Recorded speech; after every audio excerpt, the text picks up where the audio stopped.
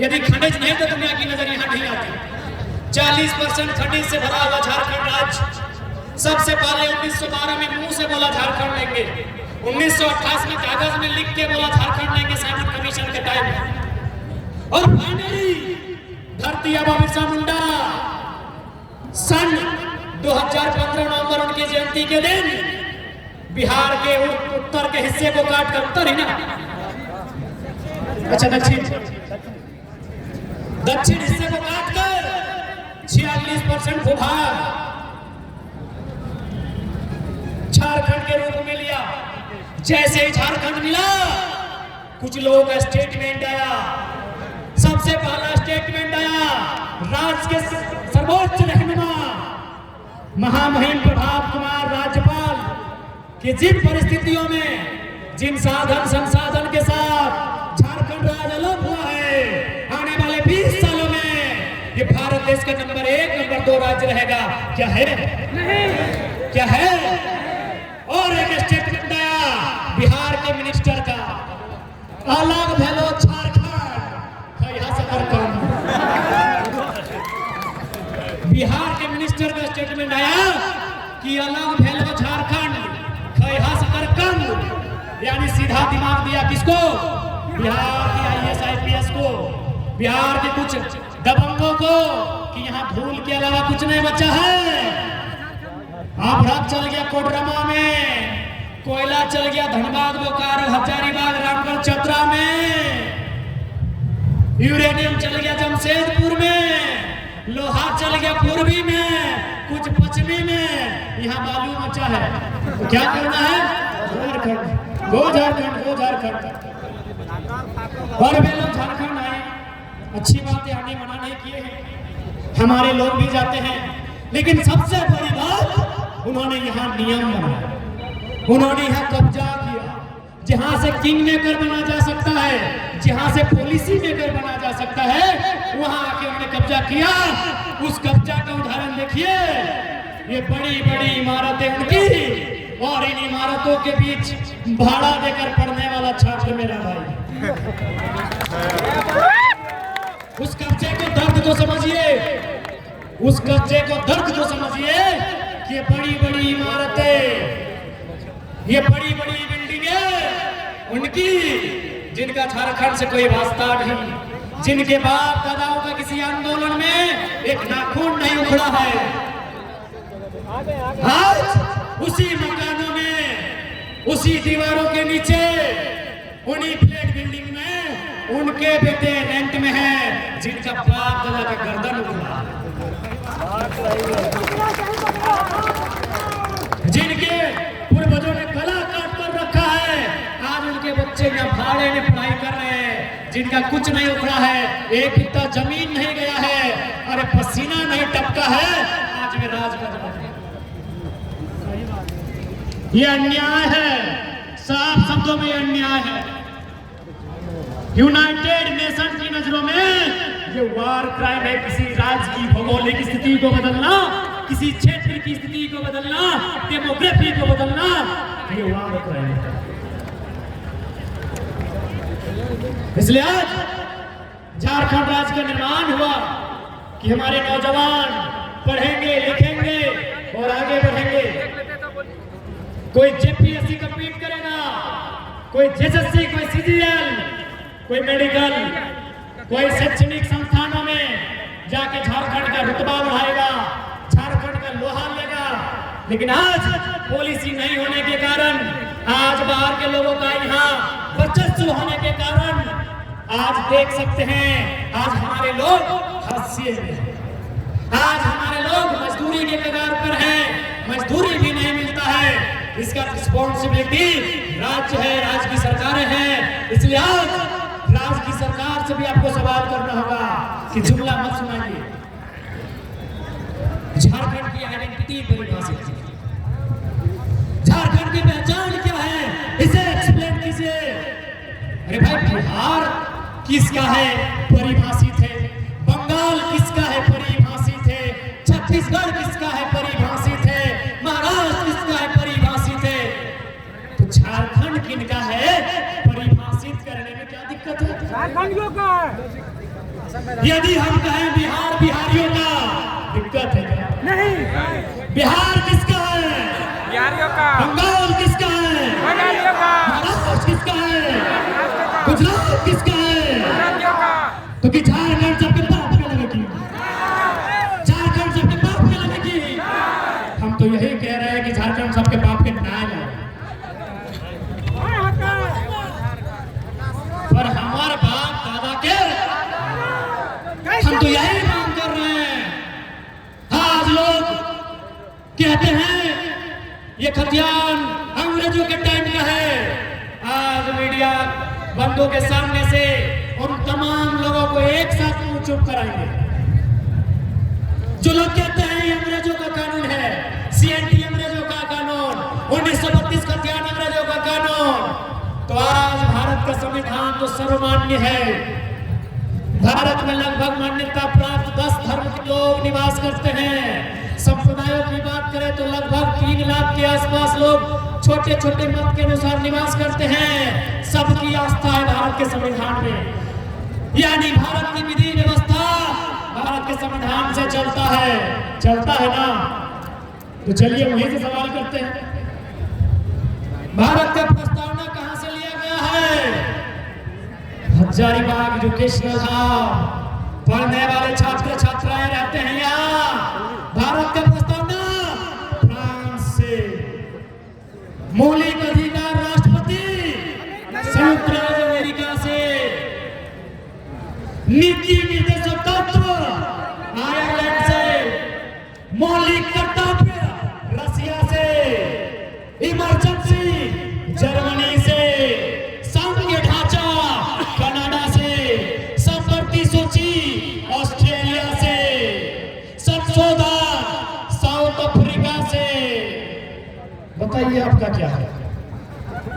बताइए इंडिया वालों, सम्मान करते हैं संविधान का, जब इसी संविधान में रूस करे, हम तो ब्रिटेन को भूलिए गए। प्रधानमंत्री की व्यवस्था ब्रिटेन से, राष्ट्रपति की व्यवस्था अमेरिका से। जब इसी भारत के कानून में रूस का कानून शामिल है, फ्रांस का कानून शामिल है, Germany, America, Britain, Ireland, Canada, सबका कानून शामिल है, तो अंग्रेजों का कानून क्या है? हर प्रधानमंत्री अंग्रेजों का सिस्टम है। तो जाइए पहले मोदी जी को भगाइए। क्या लेके आएंगे आप? चांसलर जर्मनी का है। हाँ, आप लेके आएंगे महाराजा। भारत के लोग यदि लगता है तो अंग्रेजों का कानून नहीं चलना चाहिए, तो राष्ट्रपति अमेरिका से, प्रधानमंत्री ब्रिटेन से, चांसलर भी आप ले लेंगे क्योंकि जर्मनी का है, आप लेंगे महाराजा। तो आपने खुद भारत के संविधान में लिखा है आर्टिकल 18 में। पढ़ने वाले छात्रों, आर्टिकल 18 क्या है? उपाधियों का अंत, डिसिग्नेशन खत्म, उपाधियों का अंत। मतलब क्या है कि कोई इंसान अपने नाम के आगे राजा, महाराजा, सुल्तान, बादशाह, शहंशाह, सम्राट, रानी, महारानी, पटरानी नहीं लगा सकती है, नहीं लगा सकती है। केवल 2 तरीके से लगाएंगे, या तो सैन्य विभाग या तो शैक्षणिक विभाग, है ना? होगा PhD करने वाले लगा सकते हैं, डॉक्टर फलाना फलाना। बाकी विधायक भी जाइए, सांसद के घर में जाइए, वो लिखा होगा संसद, नहीं लिखा होगा कि सांसद जयंत सिन्हा, लिखा होगा श्री जयंत सिन्हा, सांसद हजारीबाग भारत। नाम के आगे नहीं लगा सकते हैं। For your kind of information जाइए मुख्यमंत्री, वहां नहीं लिखा होगा मुख्यमंत्री श्री हेमंत सोरेन, मुख्यमंत्री रांची झारखंड सरकार। नाम के आगे 2 ही कंडीशन है, या तो major, colonel, left captain, air chief marshal, admiral, general. सैन्य में है लगाइए या शिक्षा जगत में है लगाइए। बाकी भारत खुद कहती है उपाधियों का अंत, तो राजा महाराजा में तो आप लगाएंगे क्या लगाएंगे? तो यदि अंग्रेजों से दिक्कत है तो हमको मोदी जी से दिक्कत है, प्रधानमंत्री अंग्रेजों को देते। आपके साहस है, लगाइए। भारत में सबसे महान राजा कौन थे? चक्रवर्ती सम्राट अशोक। देवानाम प्रिय प्रियदर्शी सम्राट अशोक। लगाइए देवानाम प्रिय प्रियदर्शी। भारत की जनता उठा के पटक के सवाल करे। लगाइए चक्रवर्ती सम्राट, लगाइए। आप लगा नहीं सकते। भारत के सर्वश्रेष्ठ राजा सम्राट अशोक, जिनके टाइम, उनके पूर्वजों के टाइम लगभग 60 लाख वर्ग किलोमीटर में हमारा कब्जा था। कब्जा नहीं, राज्य था। आप चक्रवर्ती लगा नहीं सकते, सम्राट लगा नहीं सकते। प्रधानमंत्री यदि है तो अंग्रेजों के कारण है, क्योंकि ये व्यवस्था अंग्रेजों की है। तो इसलिए मेरे साथियों, कोई कानून गलत नहीं है। जिस दिन 3 करोड़ की 1% कितना हो रहा है, गुना बात कीजिए, 3 लाख।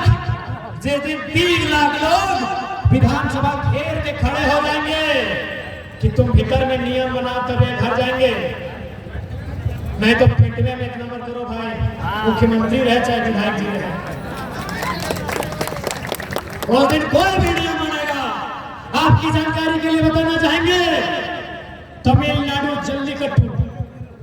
जल्लीकट्टू में बुल फाइट्स होता था। पेटा समझते हैं, वो कंपनी संस्था है, उसने सुप्रीम कोर्ट में हस्तक्षेप किया और फाइनली जल्लीकट्टू को बंद किया। जोरदार विरोध, इतना विरोध कि सुप्रीम कोर्ट ने बैठकर कहा, चला भाई तेरा नियम है। क्यों? इसलिए आज जितने भी लोग आए हैं, एक बात सीधा जान लीजिए, लोकतंत्र का मतलब होता है लोगों का गर्दन बने। लोकतंत्र का मतलब है, कुणाल भैया क्या कहने कर रहे हैं? लोकतंत्र का मतलब है लोगों की संख्या। जिस दिन लोगों की संख्या बढ़ेगी, लोकतंत्र मजबूत होगा। ये लोकतंत्र का सच्चे अर्थ में यही अर्थ होता है, लोगों की संख्या। और हजारीबाग के ऐतिहासिक मैदान गवाही दे रहा है कि लोगों का मूड खराब है।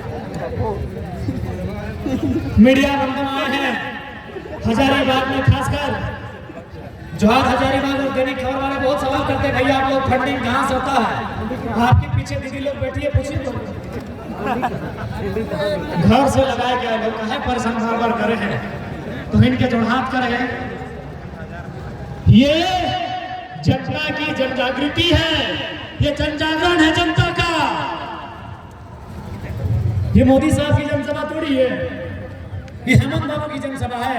हेमंत बाबू का नवाडी वाला फोटो देखे कि नहीं? स्टूडेंट लोग स्कूल ड्रेस में था, गेट लगा दिया था कि अंदर आ गया तो बाहर मत जाओ, भीड़ दिखाना है। तो भाई ये भीड़ भाड़े की नहीं है, पैसों की नहीं है, ये दर्द की भीड़ है, ये पीड़ा की भीड़ है, ये शोषण की भीड़ है, ये अपमान की भीड़ है। जिसे भीड़ ने अपमान देखा है, शोषण देखा है, अन्याय देखा है, जुल्म देखा है, उजड़ते गांव देखे हैं, उजड़ता परिवार देखा है, अपने बेटों को मरते देखा है, ये उसकी भीड़ है, ये उसकी भीड़ है। ये किसी लीडर के बुलाए बुलाई भीड़ नहीं है। इसलिए आज और ऐसा नहीं कि नियम कानून कोई बड़ा आसान काम। उदाहरण के लिए वर्तमान सरकार में एक अतिक्रमण का विषय आया था, शायद हरमू नदी का तट पे कोई अतिक्रमण हुआ था, चिट्ठी जारी हुआ, डीसी साहब मॉनिटरिंग किए और अतिक्रमण पर बुलडोजर शुरू। ध्यान से सुनिएगा मेरी बात को। लेटर जारी हुआ, अतिक्रमण पर बुलडोजर शुरू, लेकिन जैसे 10-12 वो घर टूटा, पता चला सरकार में बैठे मंत्री जी का घर आ गया है, बिल वापस कि अब से जो है उजाड़ा नहीं जाएगा। इसका मतलब क्या समझे? कि नेता लोग, विधायक, सांसद, मंत्री लोग, यदि इन लोग अपना पेट में कंट्रोल कर लेना, पेट में अगर लोग कंट्रोल कर ले तो सारा समस्या का समाधान। चूंकि वहां मंत्री का घर था, इसीलिए सरकार को नियम बदलना पड़ा। यदि मंत्री का घर नहीं होता तो सारा दीगर मन खत्म हो जाता। ठीक इसी प्रकार यदि ये लालची लोमड़ी, ये तमाम पॉलिटिशियन लालची लोमड़ी है, यदि ये लोग अपने जो गैर इच्छा है कंट्रोल करे तो मुझे लगता है झारखंड विकास की ओर अग्रसर होगा। चूंकि हम कोयला क्षेत्र से आते एक छोटा सा उदाहरण लेंगे। एक विधायक के बारे में पढ़ा शायद 12,000 करोड़, चलिए हम कंफर्म नहीं है, 1200 मान लेते हैं, एकदम कम करते हैं, 1200 ही मानते, 1200 करोड़, चूंकि वो कोलफील्ड का है इसलिए 1200 करोड़। चलिए कोलफील्ड जहां नहीं है वहां कम से कम उसका आधा 600 करोड़ तो होगा, यानी 81 विधायक के पास 600 करोड़ है। यकीन मानिए अगर 600 करोड़ को यदि 20,000 पेमेंट प्रत्येक महीना सालाना से डिवाइड करेंगे तो 81 विधायक को 600 करोड़ से गुणा करते हुए हमको लगता है वो संख्या कितना होगा, लगभग 50,000। जितना जितना इनके पास काला धन है 12,000 करोड़, 10,000 करोड़, यदि उस काला धन पर कोई नौकरी नहीं मांग रहे हैं, नया मत करो, उसी पैसा को राज खजाना में लो, उस काला धन को वाइट कर लो, उसी से सारा स्टूडेंट को लगभग 20-20 हजार दे के आधी समस्या का समाधान हो सकता है।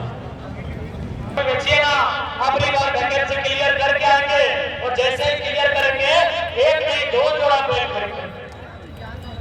किस प्रकार उसका सपना चकनाचूर होता है।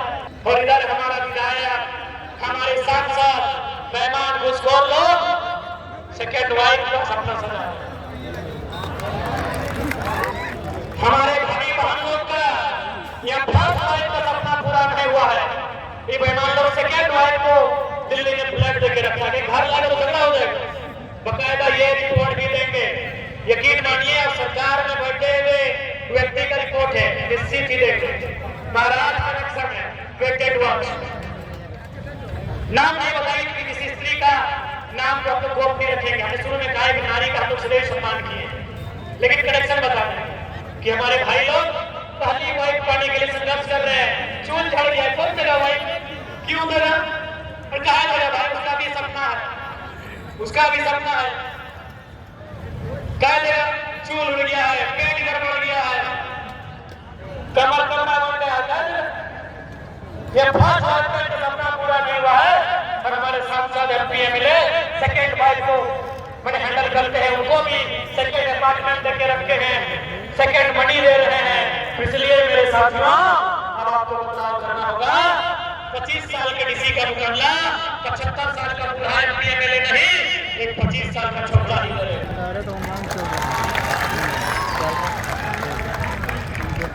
आज जितनी भी सब राजकीय हित में, कारण क्या था, मैं गलत हमारे लोगों का जगह पे नहीं होना।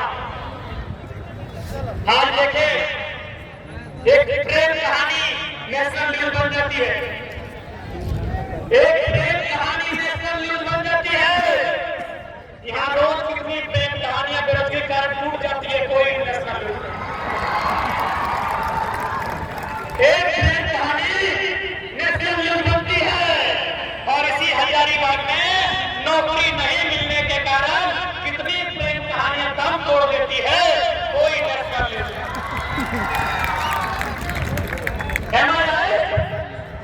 सही कह रहे हैं। आज के सालों से आंदोलन के लोग देवेंद्र क्या खा रहे, मौजूदा मनोज का,